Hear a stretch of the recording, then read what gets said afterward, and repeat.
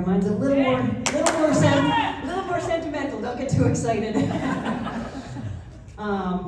So the outpouring of messages I've received from former women's basketball players since Chris's passing has been tremendous.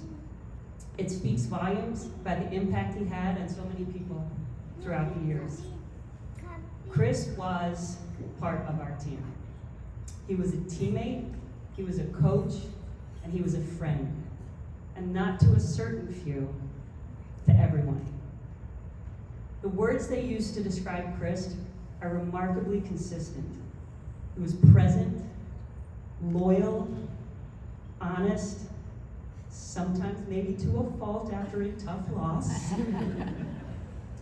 He was passionate, competitive, and inspirational. Chris was invested in people. He cared deeply, he valued genuine human connection, and he showed up for the people in his life. He was the kind of teammate, and we have a lot of sports people here, he was the kind of teammate that you could only dream of having. And knowing all of that and how incredibly blessed we were on the women's side to be able to call Chris our teammate for so many years. Chris sat on our bench, hurling as much abuse at the refs as the rest of us. I can still picture that fist pumping in the air after a terrible call, or the very same fist pump, like you can see it, can't you picture it? That very same fist pump after an unbelievable play. I know you can picture it too. His passion was palpable, he loved the game, he loved his team, and none of it was for show, it was all real. I sat on many a bus ride during my years as an assistant coach, and without fail, about 2 hours before tip, Cindy's phone would ring.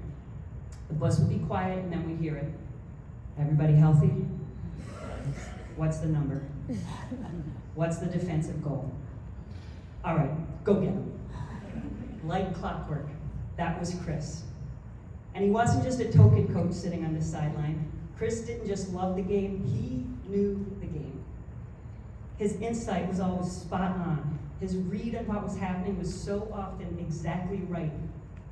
But beyond the knowledge, Chris had that instinctive feel for the game and for his team that only the very best coaches possess, championship coaches.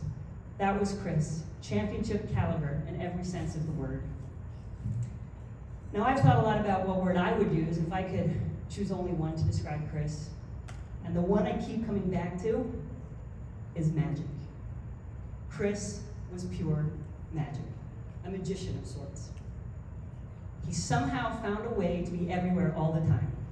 Or maybe he was really in multiple places at once, you just didn't know. And he managed to do all of this in a wheelchair, no less. He had to be magic. He could also make things disappear. Sad faces, bad days, grumpy moods. A quick chat with Chris, and poof, they were gone. And like any good magician, he had the ability to make people stop and marvel at his joy, his resilience, his quick wit, and his spirit. His smile was magic, his laugh was magic, I know you can hear it, and his very presence was magic. So that's how I will remember him, the magician of Hawk Hill. And in a busy world where it is so easy to lose sight of what is important, Chris saw things clearly. He gave people the most precious resource we have, his time. He always had time for a chat. He always had time to joke around. He always had time to lend a shoulder or an ear. He always had time to help. And he always had time for a high five. Heck, this man in a wheelchair always had time for a good dance party, Jaron Garner, with our team. Cindy Griffin couldn't be here, so I'd be remiss not to mention her. Chris was one of Cindy Griffin's first teammates and became one of her most loyal friends. Their friendship began when they were both 18 years old at St. Joe's, and he dutifully followed her from there to Vanderbilt, to Loyola, and eventually back home to St. Joe's, remained a constant friend and staunch supporter. When Cindy reflected on her buddy the other day, she said that Chris spoke truthfully and passionately, and that he was an inspiration to all of us to keep going when things get tough, to keep believing when there is doubt, and to stay faithful to the people we choose to surround ourselves with, because we will need those people in our life forever. And as a tribute to Chris and all that he has meant to Sydney and to the women's basketball program, our team will wear CD patches on our uniforms this season.